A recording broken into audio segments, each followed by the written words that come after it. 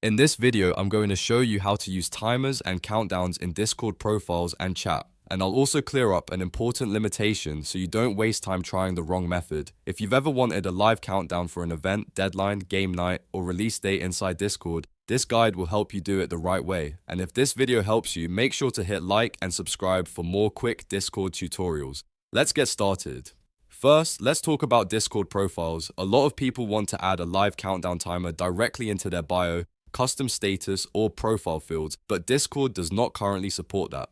So if you're trying to make a countdown appear inside your profile itself, that feature isn't available natively. Discord only renders dynamic timestamps in messages, embeds, and some bot-generated content. That means the countdown will work in chat, but not as a live timer inside your profile section. Now let's move to the part that does work, which is Discord chat.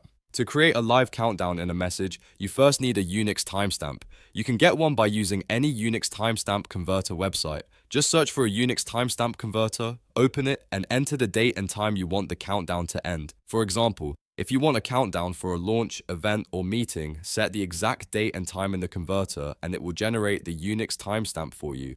Once you have the timestamp, go back to Discord and type it using this format: $T, then your Unix timestamp, then $R, then the greater than sign, so it should look like this.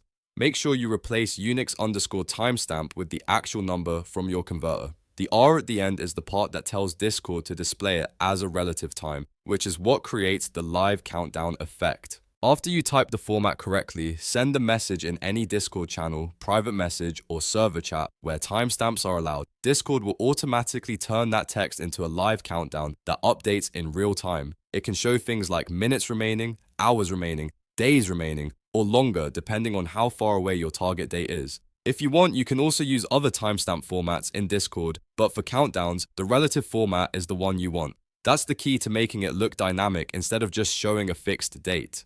If the timestamp doesn't look right, double check the Unix number and make sure the formatting is exact, because even one small typo can stop it from working correctly. So to recap, Discord profiles do not support live countdown timers, but Discord chat does support them through Unix timestamps. Get your timestamp from a converter, use the format, send it in chat, and Discord will display your live countdown automatically. If you found this helpful, please give the video a like, subscribe for more Discord tips and tutorials, and let me know in the comments what else you want to learn. Thanks for watching, and I'll see you in the next one.